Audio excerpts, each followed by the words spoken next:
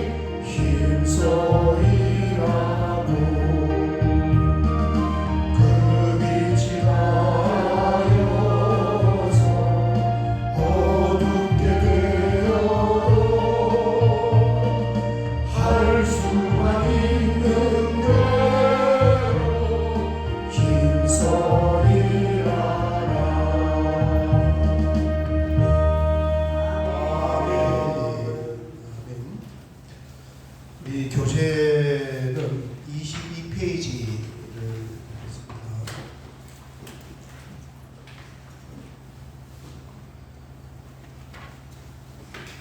22페이지입니다.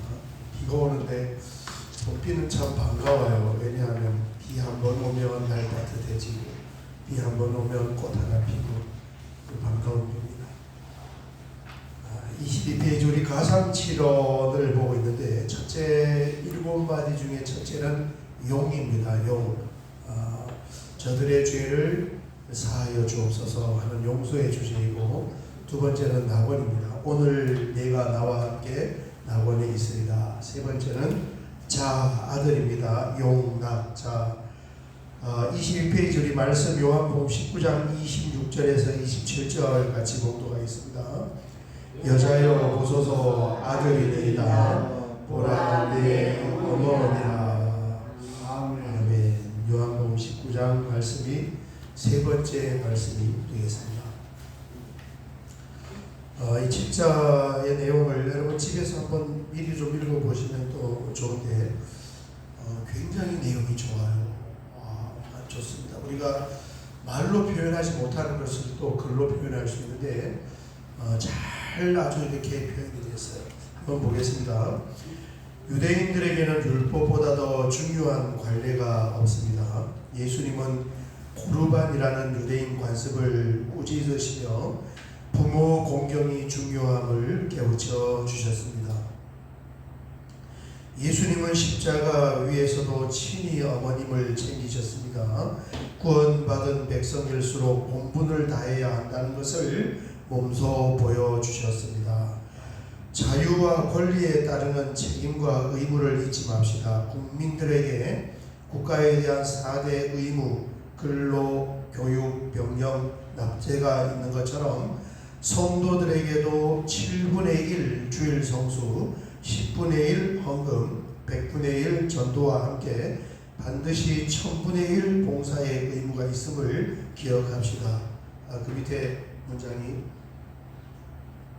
아주 중요한데, 구원의 특권을 누리는 만큼 선교의 책임도 성도들에게 있습니다. 아멘. 우리가 구원받은 하나님의 자녀의 그 은혜와 특권도 있지만 성도의 주어진 책임도 있다는 것입니다. 그 다음 넘어가서 예수님께서는 일터에서 제자들을 부르셨습니다. 오늘 주제가 일터 선교예요.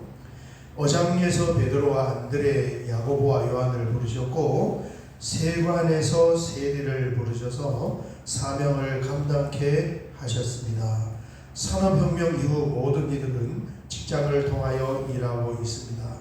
어쩌면 우리가 일하는 직장이 이 시대의 마지막 땅끝일 수 있습니다. 하나님께서 인간의 몸을 입고 성육신하신 예수님, 인류의 죄를 대속하고 천국으로 인도하실 목적과 함께 어머니를 부탁하신 가상실현의 세 번째 외침은 바로 인간의 도리를 다하심이었습니다. 가정과 가족을 섬기며 직장의 정의예요. 직장을 통하여 무엇이 일어나냐면은 거기서 일하면서 얻은 수입으로 가정과 가족을 섬길 수가 있는 것입니다. 세상의 도리를 다하기 위하여 하나님은 우리에게 일터를 주셨습니다. 이 일터, 직장을 통하여 부모와 가정을 돌보기 위하여, 또 직장을 통하여 그리스도인으로서 섬김과 봉사의 일을 하기 위하여, 그러니까 예수 믿는 사람들이 머무르는 그 직장을 통하여 크리스찬들이 섬김과 봉사의 일을 하고, 그 다음에 세 번째, 그리고 무엇보다 우리의 복음적인 삶을 위하여 직장을 주셨습니다. 예수님은 내 아버지께서 이제까지 일하시니 나도 일한다라고 말씀하셨습니다. 우리에게 허락하신 일터에서 삶의 자리에서 인간의 도리와 천국 시민의 도리를 다하며 복음을 전하는 삶을 누리시기를 축원합니다. 옆에 구체적인 삶의 실천을 위한 오늘의 다짐이 있습니다. 모든 일에는 때가 있습니다. 예수님께서도 밤이 오면 아무 일도 할 수 없다고 하셨습니다. 이제 일터의 기회예요. 부모를 섬기고 자녀를 양육하는 일도, 직장을 통하여 일하며 이웃을 섬길 수 있는 기회도, 또 직장을 통하여 복음을 전하며 선교할 수 있는 이 기회도 이게 주어질 때가 있다는 거예요. 일터가 없으면 일터 선교가 없잖아요. 그래서 이 기회를 놓치지 않아야 합니다. 일터의 정의예요. 내가 열심히 일하면서 가족을 돌볼 수가 있고, 열심히 일하는 그 일터에서 봉사와 섬김을 할 수가 있고, 그 열심히 일하는 일터에서 복음을 전할 수 있는 선교의 기회, 그 기회를 놓치면 안 된다. 내가 어디에 있든지 이것을 우리가 기억을 해야 한다는 것입니다. 그래서 자꾸 이렇게 우리 이번에 요번에 아이들이 셋이 세례를 받았잖아요. 그 아이들이 지금 5명이 들어와 있고, 또 이제 다른 애들하고 이렇게 지금 친구 가지를 치고 있는데, 굉장히 제가 참 많이 놀랐어요. 왜냐하면은 그 애들이 코로나 전 우리가 오케스트라 할 때, 그러니까 4년 5년 전에 여기 교회에서 만나 코인 받고 우리 교회 달랑달랑 하더래요. 그때는 이제 열매가 없을 줄 알았는데 나중에 시간이 지나고 보니까 걔네들이 지금 교회 안에 들어왔어요. 그런데 교회 안에 들어오는 것이 하나도 낯설지가 않고 그냥 익숙한 거예요. 왜? 그동안 이렇게 다른 어떤 이유를 통해서 교회 안에 왔다 갔다 했기 때문에. 그래서 내가 일하는 일터에서 아무 말을 안 하면 옆에 사람들이 몰라요. 어쨌든 때를 얻든지 못 얻든지 예수 그리스도 하나님의 복음, 하나님의 역사를 툭툭 던져 놓으면 굳이 우리 교회 가자고 막 이렇게 이야기하지 않아도 그 사람이 어떤 기회가 되었을 때, 또 다른 사람이 옆에를 전도했을 때 또 그 사람이 따라갈 수가 있고, 자신의 삶에 어려운 일이라든가 어떤 신앙과 종교 생활을 해야 할 필요가 있을 때는 그동안 들었던 그 복음의 길을 갈 수가 있단 말이에요. 그 계기가 되는 거예요.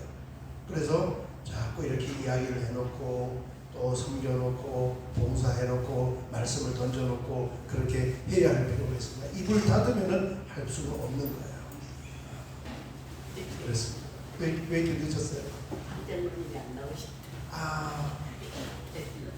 박장로님이 가시기도 하고 못 오시죠?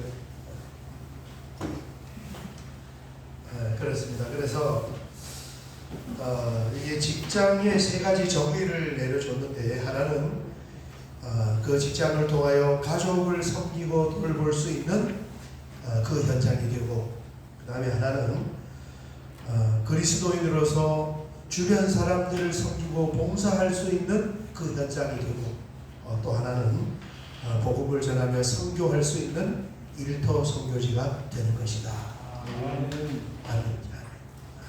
그렇습니다. 이 기회를 놓치면 안 된다. 왜? 그 기회가 없어질 수도 있으니까 그걸 명심을 해야 한다 하는 것입니다. 넘어가서 이제 일터에서의 선교 보겠습니다. 일터에서의 선교 내용이 엄청 좋습니다. 일터는 하루 중 가장 많은 시간을 보내는 곳이자 26페이지예요.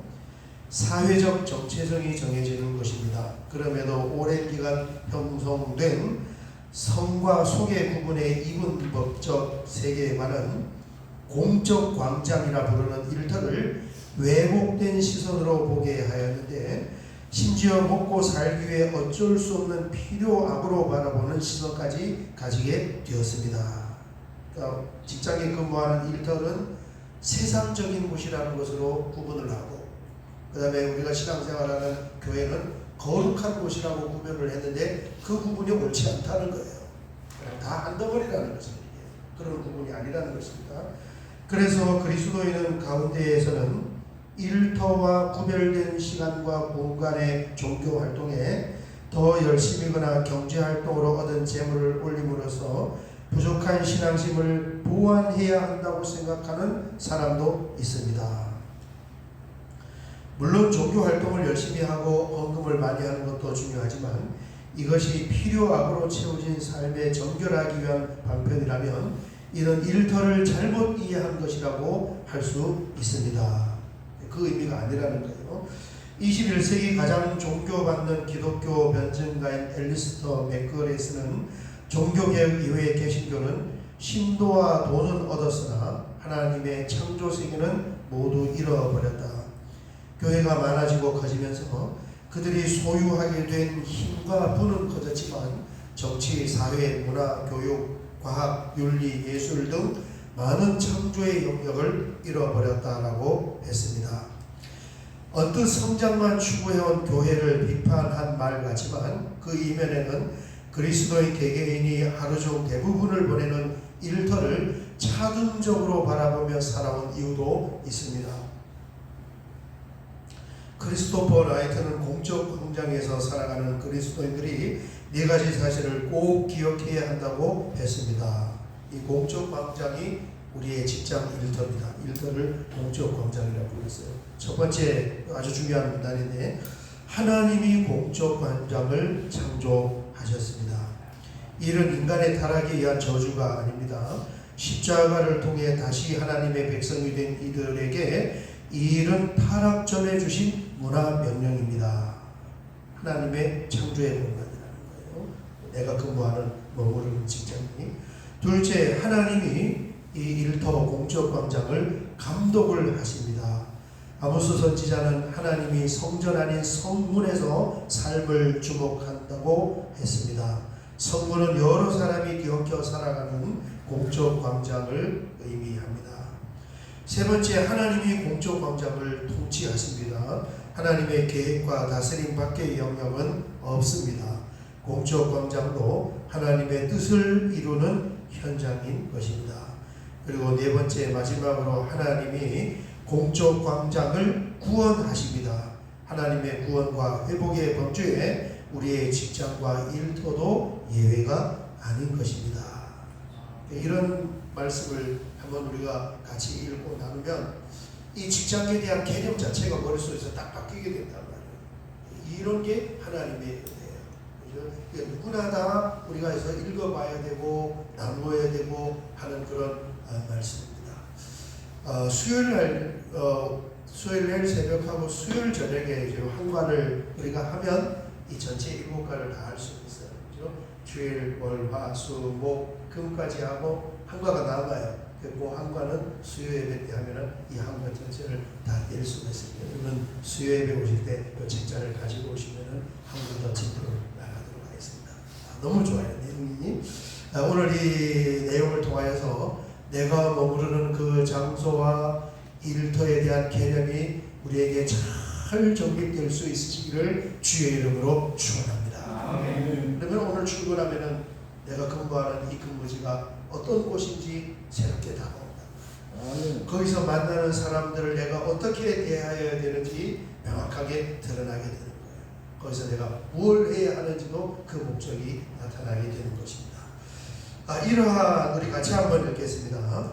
이러한 사실을 통해 그는 그리스도인의 사회생활은 건설적으로 참여하거나 용기 있게 직면하는 것으로 나타나는데 이를 통해 하나님의 백성으로 서야 한다고 강조합니다. 예레미야 선지자는 잡혀간 그 성읍의 평안을 위해서도 여호와께 기도하라는 하나님의 뜻을 전했습니다. 그리스도인은 최선을 다하는 구성원으로서 그 일터를 위해 기도하는 제사장으로 살아가야 합니다. 하지만 동시에 치열한 영적 전쟁의 도전과 우상 숭배의 유혹이 가득한 일터에서 용기 있게 맞설 수 있어야 합니다. 아멘. 다니엘은 어린 나이에 무너진 조국을 뒤로하고 친구들과 바벨론에 끌려갔습니다. 비록 끌려온 포로였지만 그런 여러 왕을 거치며 맡겨진 일을 충실히 감당을 했고 고초도 겪지만 세상 한가운데서 하나님의 이름을 영광스럽게 나타냈습니다. 그런 다니엘이 노년의 총리의 자리에 오르자 정적들은 그를 제거하기 위해 계략을 꾸렸고 그는 위험을 알면서도 늘 하던 대로 예루살렘을 향한 창을 열고 기도했습니다. 하나님을 부정하는 세상 한가운데서 다니엘이 하나님의 사람으로 살아갈 수 있었던 것은 이게 아주 중요한 내용인데 그에게 변함없는 왕, 세상의 왕을 섬기지만은 다니엘에게는 또 하나의 왕이 있었어요. 그분이 하나님이었습니다. 변함없는 왕, 변함없는 꿈, 자신의 나라가 회복이 되는 하나님 나라가 회복이 되는 그 꿈이 있었고 그리고 변함없는 기도가 있었기 때문입니다. 섬기는 왕에게 충성하지만 자신을 다스리는 진정한 왕이 있었고 이스라엘의 회복을 향한 꿈이 있었고 이를 소원하는 멈추지 않는 기도가 있었습니다. 같이 한번 읽겠습니다. 동료와 이웃들이 초대 교인들을 부르던 호칭은 파로이코이였습니다. 파로이코이는 모든 곳이 집이지만 어떤 곳도 자기 집이 아닌 사람을 뜻합니다. 그들은 그곳이 어디든 머물게 된 곳에서 선한 이웃이고 좋은 동료로 살아가지만 그 어떤 곳에도 예속된 삶을 살지 않았습니다. 그리스도인은 출근하지 않습니다. 하나님이 보내시고 세우신 곳으로 나아갑니다. 그리스도인에게 필요악은 없습니다. 모든 것이 하나님의 선한 목적 아래 있습니다. 아멘. 팀 켈러 목사는 그리스도인에게 세상은 대결과 회피의 대상이 아니라 회심의 대상이라고 했습니다. 공적 진리인 복음을 가지고 예수를 알지 못하는 동료와 이웃을 만나는 일터는 너무도 소중한 선교 현장입니다. 너무너무 중요하고 좋은 말씀이에요. 그렇습니다. 우리가 머무르는 곳에서 예수 믿는 사람이 어떻게 하면은 내가 일을 적게 하고, 어떻게 하면은 내가 좀 쉽게 하고, 어떻게 하면은 내가 좀 빠져나가고, 그런 것이 아니고, 어떻게 하면 내가 봉사를 하고, 어떻게 하면 내가 섬기고. 그 김성일 장로님이 쓰신 책을 보니까 군대에 들어갔는데 거기에 사병으로 가톨릭 신학대학교 학생 둘이 거기 같이 사병으로 들어오고요. 그래서 신부하는 후보생은 많지 않으니까 그 사람들이 다 군종 천주교 신부 장교로 들어올 수가 있는 사람들인데 옛날이잖아요. 군대 아주 험악한데 그때 가톨릭 신학생 둘이 사병으로 들어오고 자원해가지고 물어봤대요. 아니 군종 장교로 들어올 수가 있는데 왜 사병으로 들어왔냐 하니까 뭐라고 대답하냐면은 사병으로 들어와서 병사들을 섬기려고 사병으로 자원해 들어왔습니다. 이거 엄청난 믿음 아닙니까? 우리가 천주교 흉보기 전에 그 믿음 자체가 내가 사병으로 들어가서 장교로 갈 수가 있음에도 불구하고 사병으로 들어가서 그 군인들을 좀 섬겨주고 싶다. 이게 우리가 직장입니다. 내가 오늘 직장에 들어가서 가장 낮고 천한 모습으로 한번 일터에 있는 사람들을 섬겨봐야 되겠다. 이게 한 번이 아니고 그런 어떤 이 복음적인 마인드를 가지고 직장 생활을 하면 반드시 열매가 맺히는 줄 믿습니다. 매참 시간이 지나면 열매가 맺히는 그리고 그게 우리 성도의 보람인 것입니다. 왜? 그 믿음과 마인드를 가지고 내가 직장 생활을 하니까 거기가 얼마나 아름답고 평안한 곳으로 다가오지 않겠냐니까. 어떻게 하면 내가 빠져나가고, 어떻게 하면 내가 교회를 부리고, 어떻게 하면 내가 내 할 일을 다른 사람한테 전가하고 내가 조금 움직이고 이런 생각을 가지고 살면 일터가 지옥과 같지 않겠습니까? 내가 손해보는 것 같고 내가 착취하는 것 같고 내가 못마땅한 것 같고 그렇게 느껴진다. 그렇습니다. 밑에 함께 생각하며 묵상하며 크리스토퍼 라이트가 말한 공적 광장에서 기억해야 할 4가지 사실을 기억하면 당신이 일터를 바라보는데 어떤 영향을 줄까요? 이 일터를 하나님이 창조했고 관리하고 간섭하고 구원시킨다는 그것을 말하는 것입니다. 두 번째, 하나님을 외면하고 때로는 조롱하는 세상 한복판에서 변함없는 왕, 변함없는 꿈, 변함없는 기도로 살아간 다니엘의 삶은 오늘 우리에게 무엇을 말하고 있습니까? 하는 이 생각과 묵상입니다. 오늘은 이 생각을 가지고 묵상을 가지고 기도하겠습니다. 옆에 오늘의 기도문 같이 올리겠습니다. 살아계신 하나님 주께서 우리가 살아가는 바로 그곳을 창조하셨고 바라보며 다스리고 마침내 구속하실 것을 믿습니다. 우리에게 맡겨주신 세상을 섬기고 돌보는 자로 살아가게 하시고 우리를 통해 만나게 하신 사람들을 사랑하고 섬기게 하여 주소서. 우리를 보내신 일터의 자리에서 좋은 동료로 살아가며 세우신 제사장으로 기도하며 예수의 증인으로 복음을 살아내게 하소서. 예수님의 이름으로 기도합니다. 아멘. 우리 주여 한번 크게 부르고 기도드리겠습니다. 주여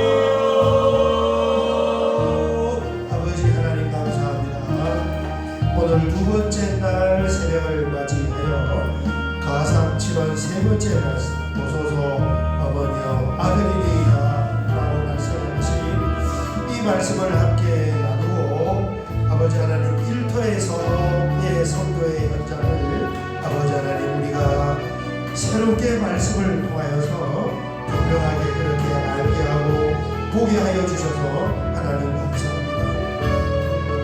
다니엘 선지자는 포로지에서도 변함없는 하나님을 바라보면서 변함없는 하나님의 나라와 그 나라를 위하여서 기도하는 기도로서 그렇게 승리하셨던 것처럼 아버지 하나님 내가 머무르는 그 삶의 공간이 마지막 땅 끝이라는 것을 기억하며 그렇게 하나님을 믿는 하나님의 자녀로서 섬김과 열심히 일함과 또 복음을 전파하는 그 현장이 될 수 있도록 하나님 그 은혜를 허락하여